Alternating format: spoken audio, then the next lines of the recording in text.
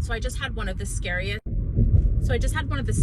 and most sketchiest deliveries so far. I hate accepting $3 orders. Those orders, I know that people are not tipping, and that is already an issue. But to accept them at nighttime when I'm a smaller single woman, I don't have any weapons on me, and I'm delivering to a sketchy part of town, which I don't know that ahead of time, but usually when I'm picking up from certain stores or locations, I kind of know, and then it shows you kind of the distance. So if you exit out of the order saying that you don't want to deliver it, your acceptance rate goes down, and then once it goes down, like, a lot of different things can happen. So I didn't want to not accept it because I had already not accepted a couple of orders earlier in the day. But so this one I definitely should not have accepted. When I pull up to the house, the front door is wide open. You can see right on into the house. There's literally no furniture. It looks completely vacant and empty, and a guy who's dressed pretty raggedy comes outside to greet me.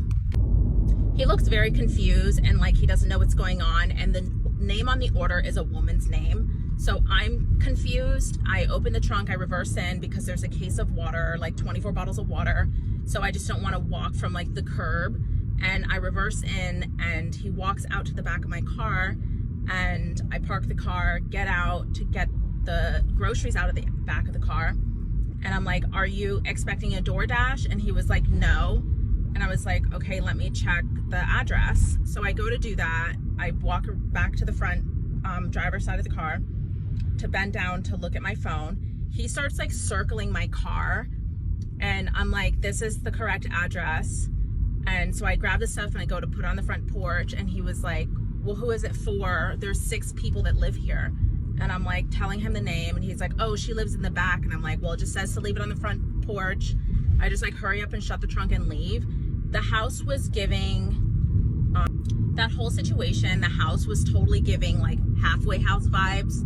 Like, you guys don't have any furniture, like nobody's really living there. It's kind of like a squatting place. Like, there's like 6 different like adults from like all walks of life living there. Like, it was so unsafe. And for $3 for me to be like risking my life for $3 at 9 p.m. like, it's just not the move. I don't know if there's an increase on pricing at nighttime, but I'm gonna go ahead and add it in there that this is something that should be absolutely mandatory.